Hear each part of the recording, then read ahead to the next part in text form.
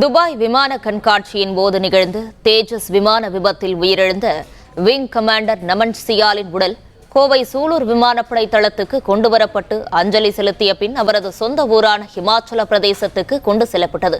இதுகுறித்தான முழு விவரங்களை வழங்கவிருக்கிறார் செய்தியாளர் மதன். விவரங்களை பகிரலாம். வணக்கம். துபாய் விமான கண்காட்சியில் இந்திய விமானப்படை விமானம் கலந்து கொண்டது. இதில் 115 நாடுகள் சேர்ந்த நிறுவனங்கள் அதில் பங்கு பெற்றன. நேற்று முன்தினம் வெள்ளிக்கிழமை பிற்பகல் 2:10 மணி அளவில் விமான சாகச கண்காட்சி நடைபெற்றுக் கொண்டிருக்கும் போது நமது தேஜஸ் விமானத்தை நம்ம சூலூர் விமானப்படை தளத்திலிருந்து சென்ற 37 வயதான நமன் சியால் சாகசம் செய்து காண்பித்தார். அப்போது விமானம் திடீரென வானில் சாகசம் செய்து கொண்டிருந்தபோது கீழ் தரையில் விழுந்து தீப்பிடித்து எரிந்தது. விவரங்களுக்கு நன்றி மதன்.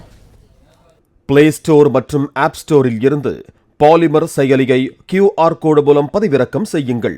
செய்திகளை உடனுக்குடன் பெறுங்கள்.